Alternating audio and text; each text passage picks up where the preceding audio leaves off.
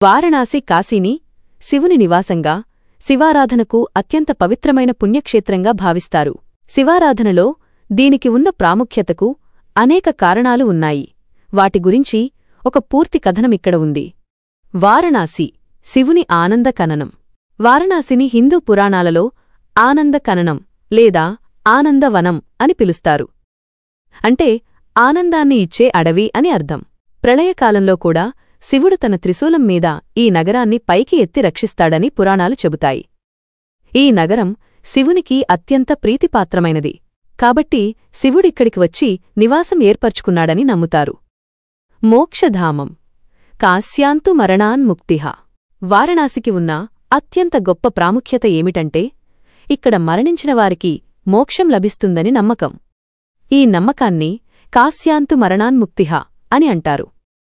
ఇక్కడ ప్రాణాలు విడిచిన వారి కుడి చెవిలో శివుడు స్వయంగా తారక మంత్రం ఉపదేశించి వారిని జనన మరణ చక్రం నుండి విముక్తుల్ని చేస్తాడని భక్తుల విశ్వాసం. అందుకే చాలామంది తమ చివరి రోజులను వారణాసిలో గడపాలని కోరుకుంటారు. 12 జ్యోతిర్లింగాలలో ఒకటి వారణాసిలోని కాశీ విశ్వనాథ దేవాలయం శివుని 12 జ్యోతిర్లింగాలలో ఒకటి. జ్యోతిర్లింగం అంటే స్వయంగా శివుడు జ్యోతిరూపంలో వెలసిన ప్రదేశం. ఈ జ్యోతిర్లింగాన్ని విశ్వేశ్వరలింగం అని పిలుస్తారు. దీని అర్థం విశ్వానికి ప్రభువు అని. ఇది శివుని ఉనికికి, ఆయన శక్తికి ప్రతీకగా నిలుస్తుంది. గంగానది ప్రాముఖ్యత. వారణాసి గంగానది ఒడ్డున ఉంది. గంగను శివుడు తన జటాజూటంలో భరించాడు. అందుకే శివుని ఆరాధనలో గంగానదికి ప్రత్యేక స్థానం ఉంది. గంగానదిలో స్నానం చేయడం వల్ల పాపాలు నశించి పునర్జన్మ నుంచి విముక్తి లభిస్తుందని నమ్మకం. వారణాసిలో అనేక ఘాట్లు, గంగలో స్నానం చేసే ప్రదేశాలు ఉన్నాయి. వాటిలో మణికర్ణికా ఘాట్ మరియు హరిశ్చంద్ర ఘాట్ ముఖ్యమైనవి. ఈ ఘాట్లలో దహన సంస్కారాలు కూడా నిర్వహిస్తారు. ఇక్కడ మరణించిన వారికి మోక్షం లభిస్తుందని నమ్మకం.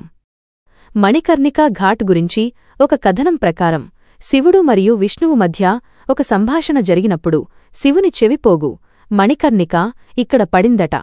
అందుకే ఈ ఘాట్కు మణికర్ణికా ఘాట్ అని పేరు వచ్చింది. చారిత్రక మరియు ఆధ్యాత్మిక ప్రాముఖ్యత.